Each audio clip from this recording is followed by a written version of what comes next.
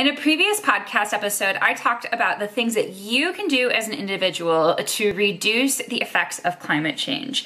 Now, there are some big things that you can do that are really important, but the truth is we really need corporations and governments to act for major changes to happen. So when Lavaniya Das reached out to me to talk about how corporations perceive climate change and some of the creative solutions that they are working towards to offset carbon emissions, I was all ears and invited her to become a guest on the podcast.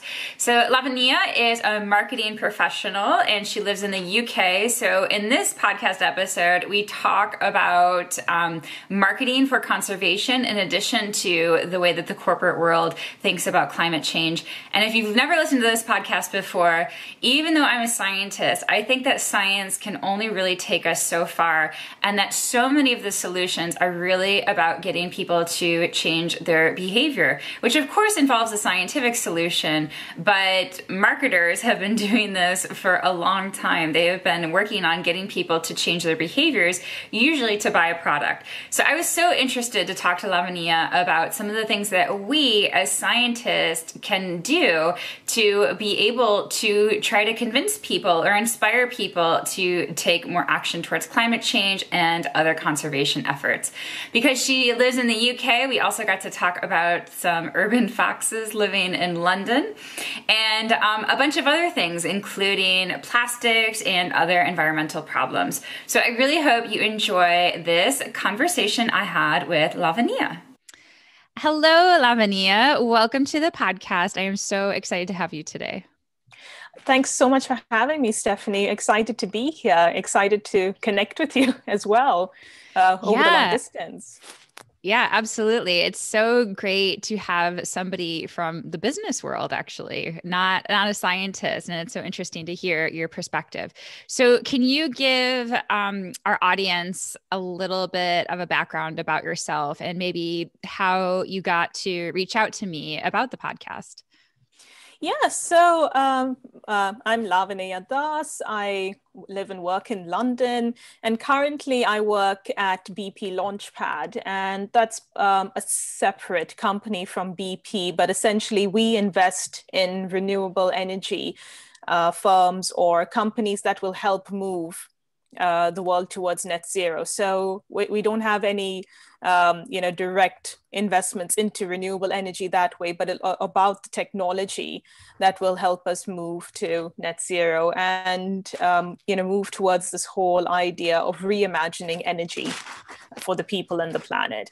And previously, like when I was younger, I was very much into conservation. So I grew up in India and in a hill station called the Nilgiris, where in those days you had tigers and leopards and things roaming around the place. I don't think so anymore, to be honest.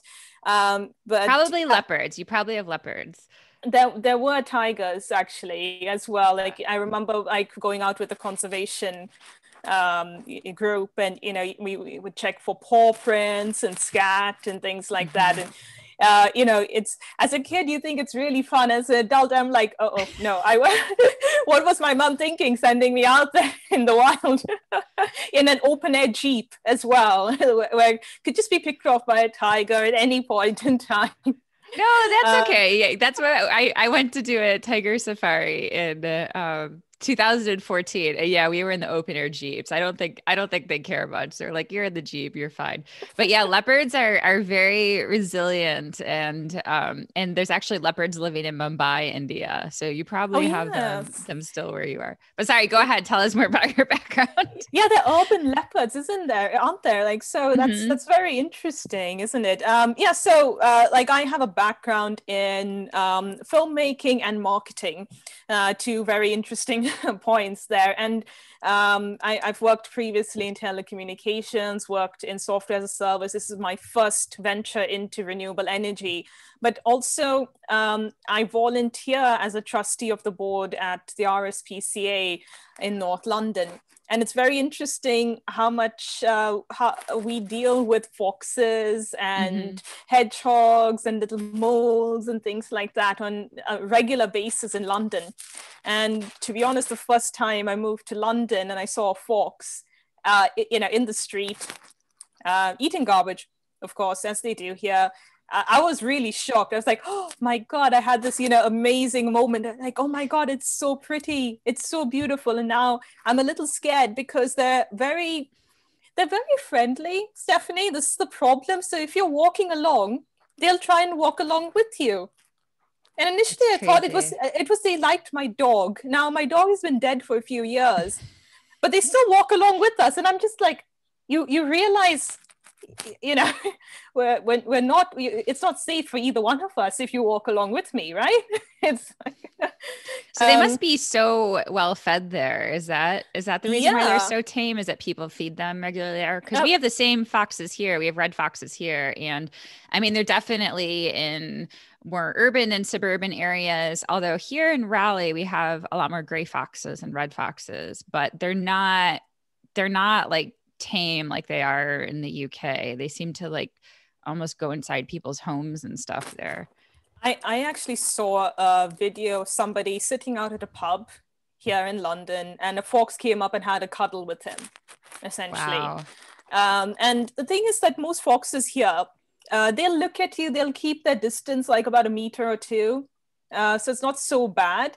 But the point is that they just rummage through your garbage, so they get into the garbage bins. They've learned how to overturn the garbage bins and really get in and find food. And that's why they're well fed. And there's so many parks and areas where they can burrow in and where they can hibernate, that there's enough space for them. Rather, they think there's enough space, and they have enough, litters every year.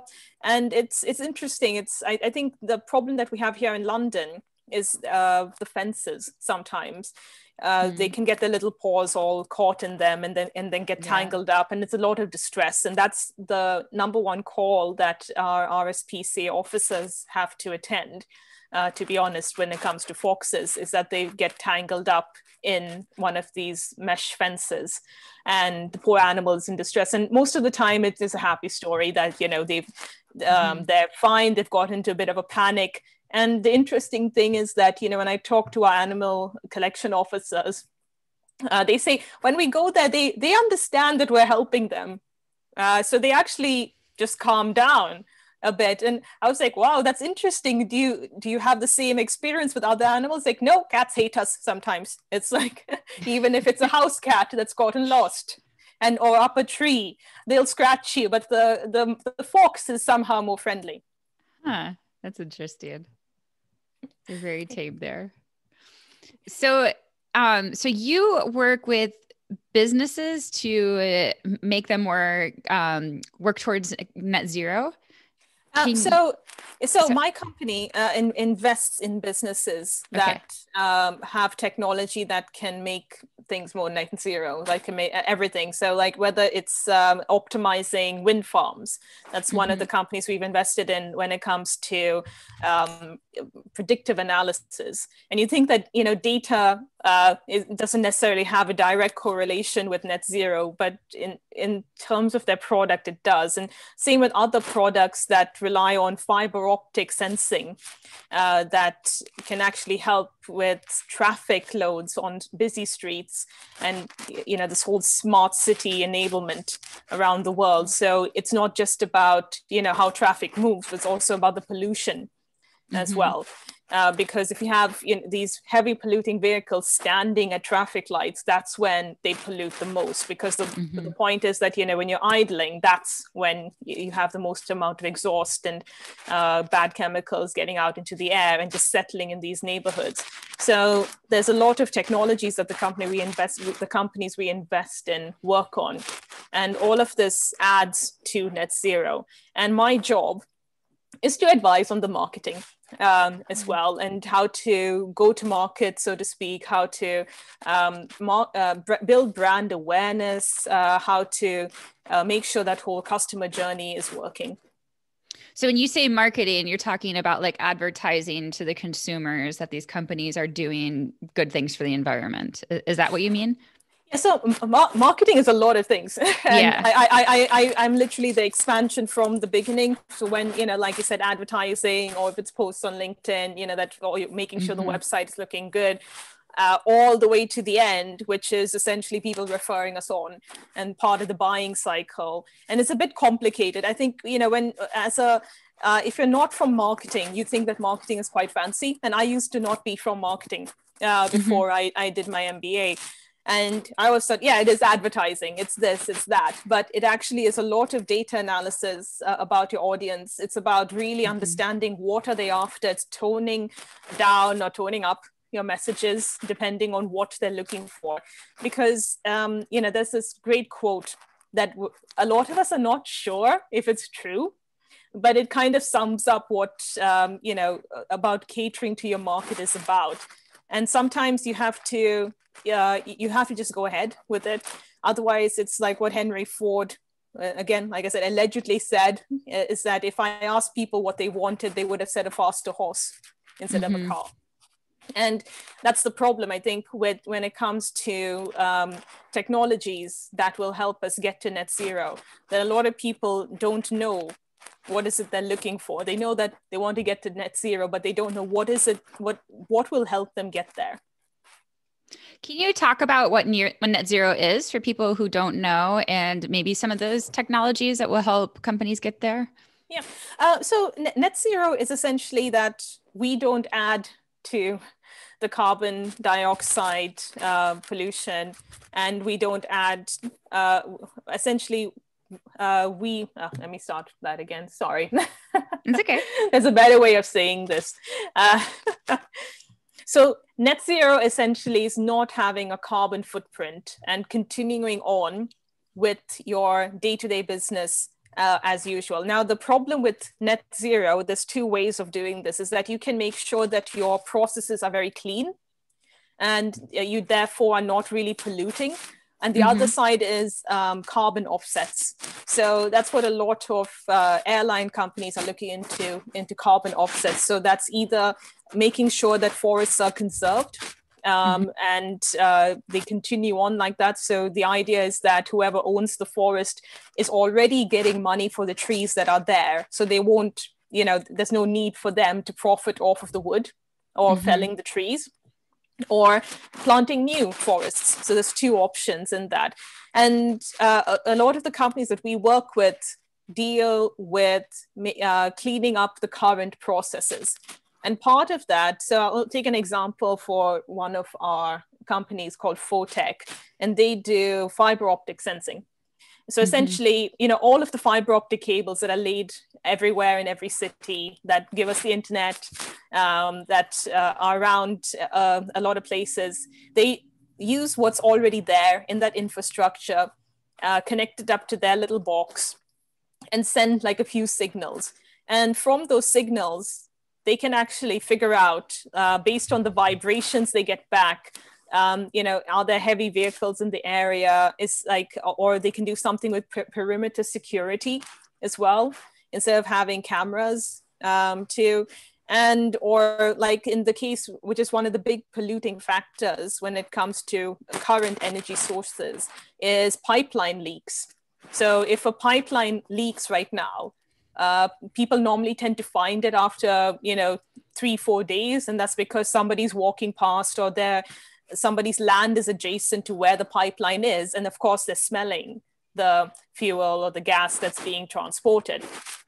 And this technology, what it can do is pinpoint with very high precision where the leak is, essentially. And that it can start with a single drop. And then people can get notified. And the problem that people normally have is that you have this big area of the pipeline that can be 1 kilometer long. And you've got to find a leak that is most probably is giving out like a few drops a minute. But a few drops a minute is a lot over 2 or 3 days. Yeah. And then by the time you find that. So that's one of the technologies that I work with. And it's very interesting because that means that, the problem is when it comes to our dependency on oil, is that it's not just as a fuel. like anything to do with plastics has to do with oil. What you said. And Siri has decided to chime in as well. Good old Siri. So essentially, like, our dependence on oil is not going to go away for at least another decade. And that's until we find alternative fuels. That's until we convince people that we can't use current plastics as it is. Because right now, it's cheaper to produce new plastics than it is to recycle old plastics. And until we can get to, and there's some great technology out there where, you know, people have been inventing plastics that essentially decompose. Yes, that's the word. Decompose in a few weeks. And that's what we need, isn't it? Or maybe if they decompose in a year, that would still be much better than what we currently have. But right now, there's so many things that are dependent on these plastics being made. And part of it right now is, as it's seen during the COVID crisis, is PPE. And we're already seeing that level of pollution going back into the oceans. We're seeing masks, you know, flowing back in. Yeah. And until we move away from that, you know, we have to make sure that all these processes around oil also become greener. And one of the other companies we invest in, like I said, they do predictive analysis for wind farms, and particularly wind turbines. And one of the things they pride themselves on is they can predict when a wind turbine is going to fail a few months ahead of when it does, which means that the output of the wind farm can be measured. You can know when you have to put some things have to go offline for repair, and you can make sure that you repair a whole bunch at the same time. And one of the good health and safety things that have come out of this, and as an assessment, is that people know what the failure is going to be. So they already know what parts to order, and they only go out once. Otherwise, before it would be that, oh, it failed. We had to go out multiple times, find out what is the problem, come back, get what's available, go out there, realize it doesn't fit, come back again, you know, like a typical DIY project that goes on and on forever, isn't it? I think anybody who does DIY at home knows what happens, isn't it? You think, okay, I'm just going to fix the door on this kitchen cabinet, and the entire kitchen falls apart. And that's what it used to be honest. And that's how it can get to on wind farms. But, you know, with this technology, the idea is that, okay, you just go out once.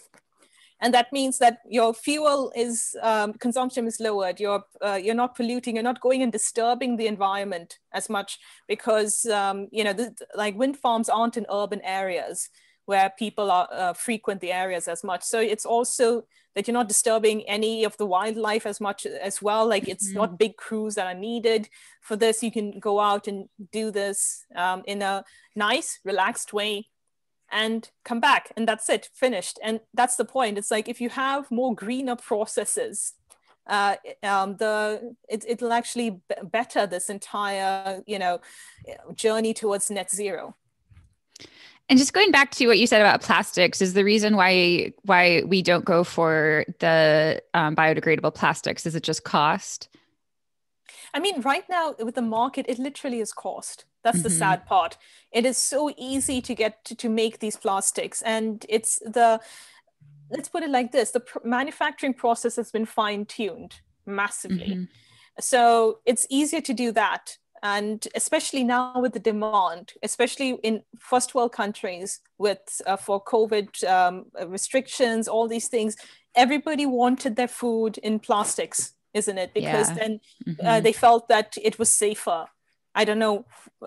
Personally, I don't see the difference there. It's, but that you know, that added to this demand. And, you know, a lot of companies here, like I can tell you personally, like when we used to get our deliveries from the supermarket, we used to say no plastic bags, please, because over here they do have that plastic bag, you know, extra charge, and that's great. I think that's a good deterrent, but it's quite low. Let's face it. It's just about 5p, which is about 7 cents, I think.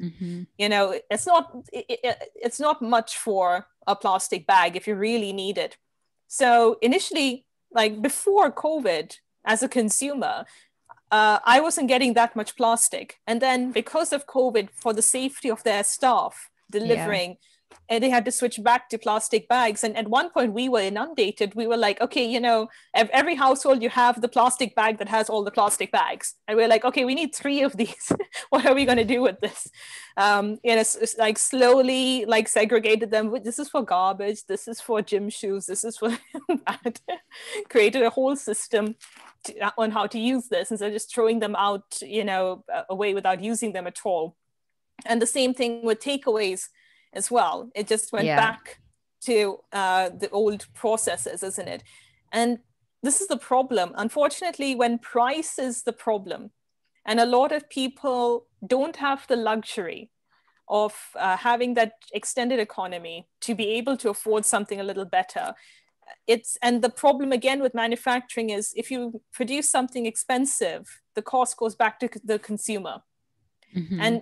And a lot of people cannot be bothered with that when they're trying to, find their next paycheck, so to speak, trying to pay their next rent check, trying to pay the next bill for water or electricity.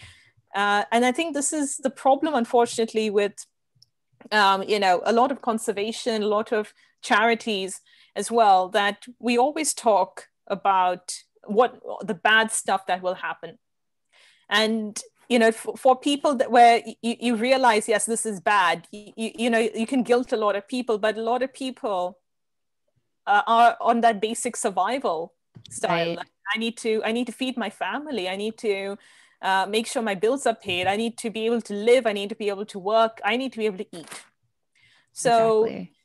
The problem is like, and this is not with just conservation efforts, charities as well. It's always the doom and gloom news.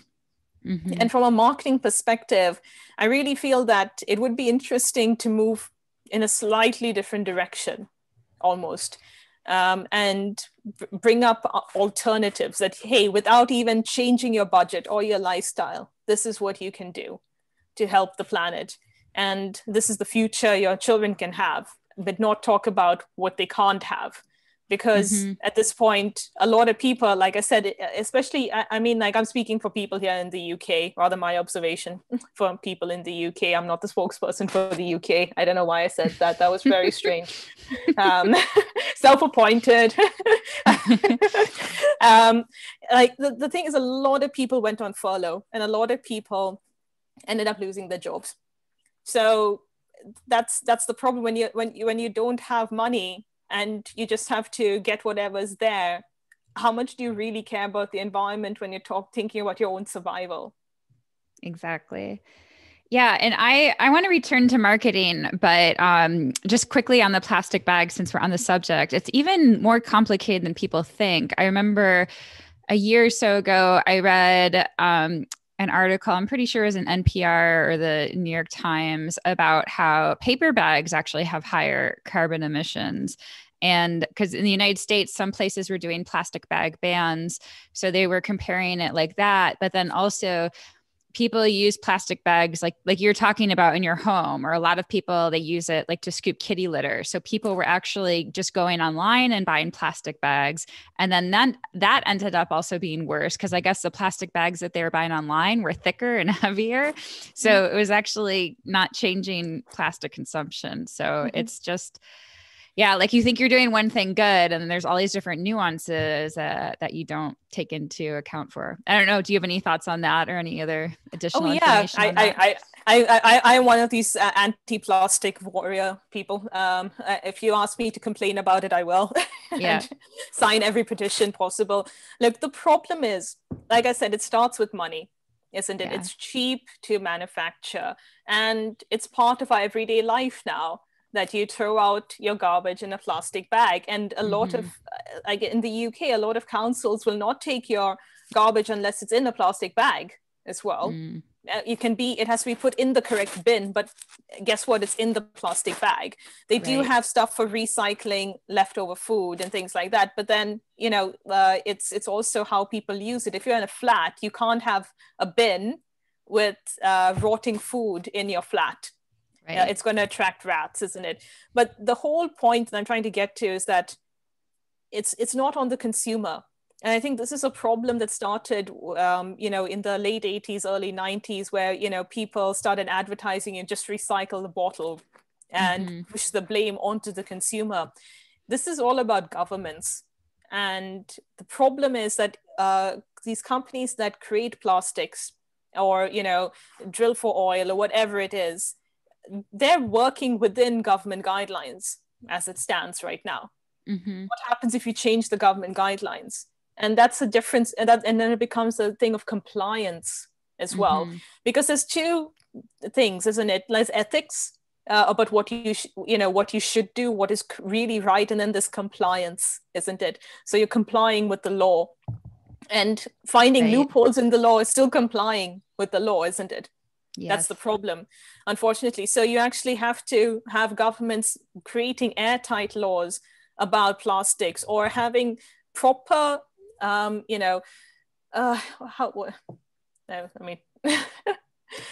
essentially having airtight laws about plastics, or having proper ways to punish people for not, keeping in line with this, because it's not just about manufacture, it's also about disposal as well. And, there are these massive recycling plants that can only handle like so much plastic. And at the same time, like I said, it's cheaper to manufacture new plastics compared to recycle plastics. And right now there are all these lovely, cleanup efforts going on in the oceans, and, not at the scale that we need, but it's out there. There are, I saw this great article about this yacht that essentially, picks up plastic as it moves through the Pacific, and, essentially cleaning up the ocean that way. And that's great. But then what do you do with that plastic afterwards? There's no point if it comes back and we put it into a dump. It's still just going to sit there for the next couple of thousand years before it decomposes. So it has to start with the government saying, no, this is enough. We can't have this. And it's the same. And the problem, as you're seeing it, and I think the US saw it the most with your previous president. It's also the same thing with, green energy, that he went to all the places that had coal mines, and people wanted to go back to their old ways of living, have jobs. And he really talked to, it was very interesting. I felt he talked to the people there who felt they had no hope. But the problem is, if you're a government that just panders to your people instead of giving them the option that, hey, with free retraining, we can build renewable energy plants here where you are, get your jobs back. But they just went back to coal, because that's the other thing. It's where people feel comfortable as well. So like for us now, we're comfortable with plastics being around. We're comfortable having the, plastic bag for garbage. So what happens next? This is the problem with governments and politicians. It's a popularity contest, isn't it, at the end? And it's for every country. And how do we get them to be very tough on this? And that's the only way I think we can stop this mass manufacture of new plastics, and therefore the dependence on oil as well. Yeah, absolutely. It all starts with voting. I have a climate change blog, like the biggest things you can do, and number one is voting in every single election, because all these things matter. And yeah, I still always ask for paper, because the plastic, it never decomposes. It just breaks down. And like you said, it leaches into the environment. And I read a study that said we're eating like a credit card's worth of plastic every single week, I think it was. And getting out of the ocean is good, because a lot of wildlife gets tangled with it. So having it buried is better, but you're right, it still leaches into the environment. So you are in marketing, which I'm so interested in, because scientists, we focus so much on the data, and we think, oh, all we need is a study to show X, and then people will change their behavior. But the world doesn't work that way. People don't work that way. So what are some lessons from marketing that scientists can take, or what do you think that we as conservationists, or not even scientists, but what should we do with marketing? Like you mentioned that we should be saying to people, here's what you can have, not here's what's going to get taken away. Do you have specific examples of this, or other examples you could give us to work with? I always say the best campaigns are the ones that get you to aspire to something. to aspire to do anything. And I'll actually I'll go off on a slight tangent here. Please bring me back in a few minutes. It's okay. So like there's this lovely book called The Gendered Brain, and I forgot the name of the author right now. Anyway, great book. And one of the things she talks about is how certain studies that had left out female participants in these studies, or actually did not actually accurately report their data and did not have a control group. There's certain essentially studies that would not pass peer review, were picked up by the press and were pushed out into the public because they had a snazzy headline. And I think this is the problem that all marketing people right now have, is that it's the competition for eyeballs. And the more controversial a headline is, the better. And especially for journalists, unfortunately, because it used to be that you had your editor, that you had to go through stuff, and you had integrity as a journalist, and you had integrity as a newspaper. And there still are those publications out there, but most of them are behind a paywall. So you have the Wall Street Journal, you have the New York Times, you have the Times here in the UK. Most are behind a paywall. And what's free? It's the stuff like Breitbart. It's the stuff like the Daily Mail here in the UK that they'll bury the truth in 2 sentences of a 800-word article, but the headline is so inflammatory. Either like with hate speech, or saying that climate change does not exist, and beautiful imaginary things like that. But the point is, like, they take a single line from somewhere and blow it up, and it's for sensationalism. And I think this is something that one scientist should be just careful of. And maybe just like the problem is when something starts, there's momentum, especially with these big publications, because there's a core problem amongst all of this. People don't read. I know it's the most ridiculous thing for me to say, but it's so true. It is true. Like, people read a headline and feel they know everything about that topic, or they read the beginning and they read the end. And the funny part is, I work a lot in content where I write stuff, and I keep telling people don't read. And I seem to be putting myself out of a job sometimes, but this is the problem. When you're marketing stuff, you have to come up with that great headline. And in the scientific community, when you write an article, it's very fact-based. Your headline is not attention grabbing as well. It's about, and it states a fact. This is a study about this, and this, and we compare that, and that, and this is my thesis, and this is what I'm going to test, isn't it? And that, that's great to have when you're doing a peer review, but when you're self-promoting your own articles, come up with that snazzy headline, like, this is what I found, that, people who have 10 seconds to read what you've done, to read your research, that in those 10 seconds, they understand the breakthrough that you've had, so to speak. So that's one side of it. And I think the other side also, which I find very interesting, is that there's why don't scientists, like, or as a community rather, the scientific community as a whole, band together and say things against media that misquote articles, because it's always done very low key, but it's never done out in public. It's just, if you read an article, you'll figure out, hey, this didn't actually pass the peer review, but the article never gets taken down as well. So there are a few things like that. Sorry.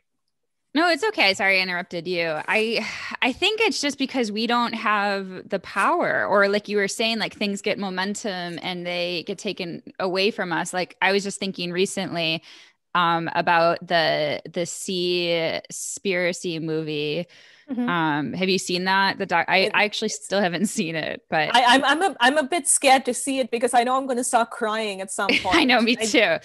But the whole message of the film is to not eat seafood. And all of my friends who are marine biologists, or people I don't know who are marine biologists, and people who were in the film, were upset about how they were portrayed in the film, because they, I don't, edited things or misconstrued things. And in reality, like there is sustainable fishery operations, and that's really the way to move forward, because if you just end all fishing, you know, people are going to lose their livelihoods, and it's not necessarily that all these populations will recover. But so I did see people speaking out about that, but I guess you're right. Like it's like they either don't have the power or they don't have the ability to write those snazzy headlines. And actually I saw a study recently that said that just in terms of scientists, like citing other publications, ones that had more jargon in them were cited less frequently. So even like that is something that scientists can do, even if they don't have the ability to come up with a clickbaity title, they can at least write in plain language and stop using all of these like jargony terms that only apply to your field. I mean, sometimes I read a paper title and I'm like, what are they saying? Like, what does this mean? And yeah, I can figure it out, but it's like, why didn't you just say it the easy way? And to be honest, it's not just the scientific community that does this. Even the tech community does this a lot. Yeah. And right. Let's face it, tech is everywhere. And this is normally part of the marketing person's job, is to simplify the tech language, because the people who buy technology aren't the people who use it. This is the problem. And I think this is the same thing with like scientific articles. It's like the people who are most interested in that end are not going to read it. Because they feel they don't have that, you know, scientific knowledge. Anyway, I'm just going to get back to one point that you said that I thought was very interesting. It's about power of your voice. And I feel like a lot of people underestimate the power of their voice along with their peers. And there's something in marketing that I think can be used and just transferred over towards the scientific community, which would be very interesting to see if we can do it. That would be great. And it's what in big companies you call it employee advocacy. And essentially that means if I post something on LinkedIn or Twitter or Facebook, wherever I'm posting stuff for my company, I get my peers, my colleagues to like it and engage with that post. And then by them liking it and engaging with that post, all of their connections get to see that they like that post. And over time and consistency, you end up building a bigger audience because people keep seeing that and that company and talking about it. And I think there was this lovely movement that happened, I think 2015, 2016. I don't know what happened to the one there in my head. It's completely minus that away. A whole decade just disappeared. Anyway, so there was this whole movement where women on Twitter were like, especially female PhDs, realized that in the Oxford dictionary, the term expert had the pronoun he and only he. So only a man could be an expert. And essentially just, you know, having a band of women, highly educated women on Twitter, bugging the Oxford English Dictionary, they changed their definition of what an expert is, and with more inclusive language. So there is power in just 10 of you to create waves. And I think that's the problem. Everyone thinks it's on them as an individual to be that great influencer. And that's not needed at all, because that means, like, let's face it, influencers that you see on Instagram, on Facebook, even on Twitter, they spend a lot of time being an influencer. They spend a lot of time of their day trying to, you know, find that great retort, trying to write that perfect post. It takes time, you know, and the shorter the post, the longer the time it takes, isn't it? Because you want to make sure your point is very clear as well. But the point being is that it doesn't have to be just you. It can be 10 of you that consistently like each other's posts, that consistently engage, and that builds momentum. And the whole point of marketing that a lot of people forget, and I find a lot of marketers forget as well, is consistency over time. And this is a problem in marketing, that we're held to this whole like, oh, in like 1 month I want to see results. That doesn't happen in marketing. because I can't measure how many times you've seen my ad and actually looked at it and considered that in your head. I don't have a link to your brain. I can see how many times it's popped up on your screen. I can see if you've clicked on it. I can see, how far you went along to buy a set of shoes, if I'm selling you shoes, whatever it is. But I don't know how many times that you thought, hey, I like that brand, or, oh my God, I hate that brand. Why are they after me? What's wrong with my cookie setting? I can't tell that. But the point is, over time, these things show its consistency. If you consistently get bugged with a brand, you don't like it. If you consistently see a brand pop up at the right time, or you consistently see posts pop up at the right time when people are discussing things about climate change, and you see 5-10 people talking, sense, so to speak, you go, I'm going to follow them. And might take about 3 to 4 months, might even take a year, because you have a lot of people who are passive listeners on social media. All they are there for is to look at stuff. They don't even like it, and you don't know what they're thinking. It's almost like you're earning their trust. So I can just say, band together, have a group of 10 people that consistently like your posts, and you like their posts, and then you get to share. You get a share of the voice out there in the social media world, because it's consistent. And it can take a few years. And I think you know this as a podcast host, and anybody who's a creator on YouTube or has their own podcast knows that your podcast doesn't go viral with the first podcast. Right. It takes time, it takes consistency, and it takes time to build a brand, isn't it? And a time to build a presence. And I think that's something that you can work towards. And like I said, it doesn't have to be all on the individual. It can be a community. Yeah, that's a great tip just for individuals. And I think, like, on social media, before I had real strategies, I would just kind of like post things and hope it would go viral. And you can like actively ask people, like I know there are Facebook groups for people who are like interested in a more environmental friendly lifestyle, and it will be for like bloggers creating content. And the whole thing is like, you put a post on that page, and then somebody has to like it and comment on it, and then you would post your post. So the idea is like you're liking and commenting other people's stuff of the same topic to lift it up. Just going back to climate change and working with businesses on this issue, how excited or how motivated are businesses to work on this issue? Like, is it something that they're really dragging their feet on and they have to be forced on by government, or have things really changed and they're like excited to move towards net zero? So this is kind of interesting, because to be honest, like I said, I never worked in renewables before this. And a few months before I joined my current company, BP CEO came out with this whole "we have to get to net zero" initiative on their own. And what's interesting now is, about a year plus later, the Dutch government is forcing Shell, a competitor of BP's, to cut carbon emissions by 43%.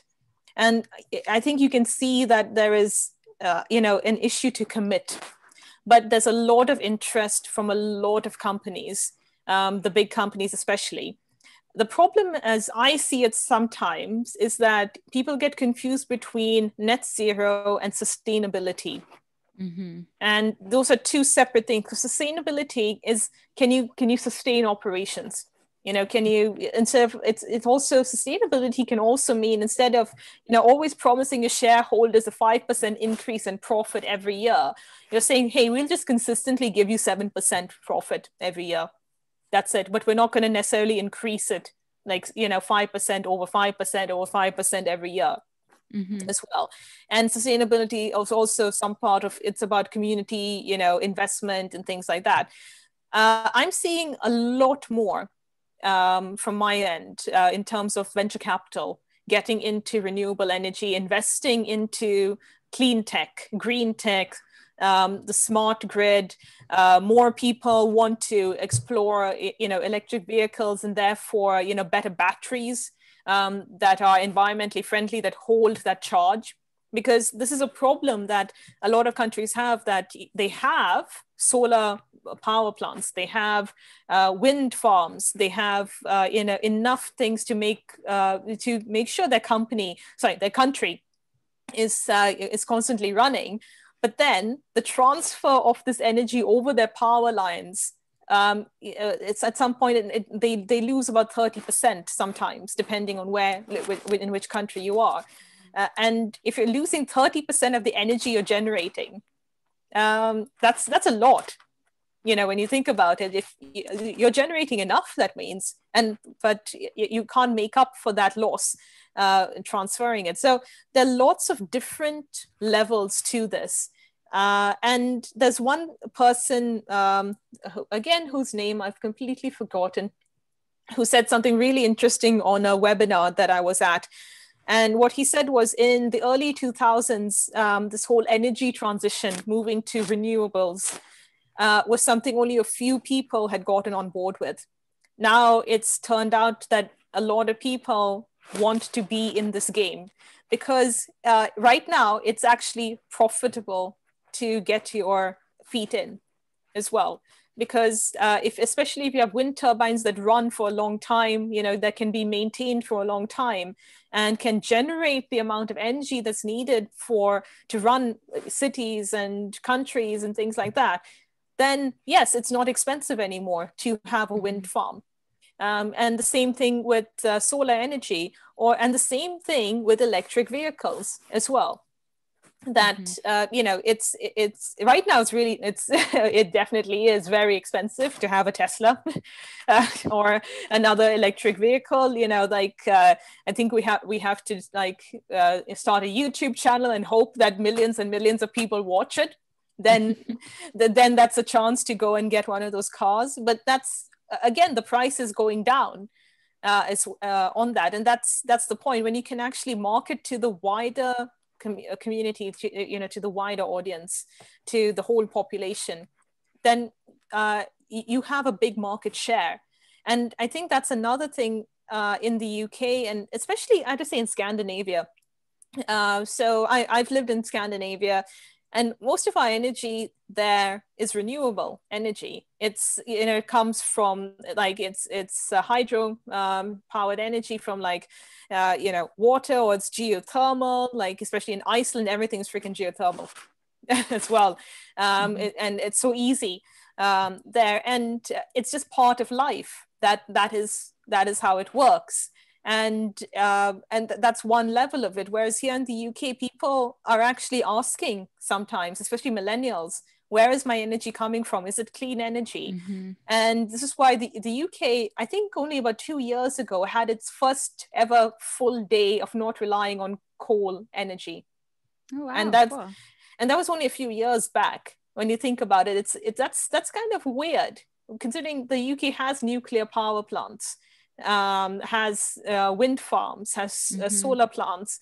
I don't know where the solar plants are, because as you can see here, it's cloudy, and it's cloudy most of the year in the UK. But they made the effort, and it works. But the point being is that I didn't know that we still had coal plants running. I thought that was a bit weird from especially moving from Scandinavia. It's like, I haven't seen a coal plant in years. Mm-hmm. So, and now I've gone into a whole other loop, and I don't know where I started, but can you help me here, Steph? I was supposed to make a point. You got me off a loop too. I was asking about how willing companies would go to net zero. Yes, sorry. That was the main question. Yes. So the point is, now a lot of people are getting to this. And I think it helps that President Biden has actually committed the US to this, because, and if we get China on board, everybody's going to follow. I think Yeah. that's the great part about this, that, you know, the more high powered people get on board, the better. And I think that's what BP almost set up in a way. You know, that if a company like BP that, you know, doesn't have the best reputation, to put it lightly, in the world when it comes to net zero, is willing to change strategy, you know, that means that they also, like, this is real. This means that it's no longer, you know, people who want to scare people into climate compliance or whatever it was that a previous president said. I forgot what he said. It was hilarious. That what climate change does not exist at all, I think, at some point. Anyway, so there are companies looking to this. Like I said, venture capitalists are heavily investing into this. There are so many funds, and especially if you're a woman and you want to start something up, there are lots of funds that are looking to fund female founders in the renewable energy space, in any space, to be honest, you know, because the whole point also is that you need that female point of view as well, because the other side is that when we're talking about renewable energy and the energy transition, the people who use energy the most, who are the day-to-day users of, you know, kerosene or whatever it is, are women, because they're the people cooking, they're the people gathering the wood, you know, especially in rural communities and developing nations. And if you leave them out of the equation of the energy transition when planning it, they're the ones who are going to suffer. And that's a potential 50% of the world's population can suffer because of this. So there are a lot of investment companies out there looking to invest in female founders or teams with, you know, that are diverse as well. They can actually understand the needs better. So I think it's a promising time. I think, in all honesty, we have to do more. It's not enough. Personally, I don't think it's enough. I have the same feeling that, you know, I think Greta Thunberg really embodies, it's that urgency. You know, why aren't we doing something now? Why are we still focused, you know, on profits based on money when we could be focused on profits based on carbon offsets or carbon neutrality? That would be interesting. What if we changed our entire way we monetize businesses? What if we changed the way we did tax breaks, instead of, you know, saying like, okay, you do this, this, and this to get your tax break? It's like, you know, if you're a company that gets to net zero before 2030, you get X million in tax breaks. Yeah, and that would really, you know, push the agenda forward, wouldn't it? You know, so there are so many things we can still be doing. I will definitely say it's been better than before. And governments also realize that these are viable places to invest in, especially renewable energy, because it's a matter of just retraining people. You know, it's not heavy retraining. You don't have to have a degree in nuclear energy to maintain a wind turbine.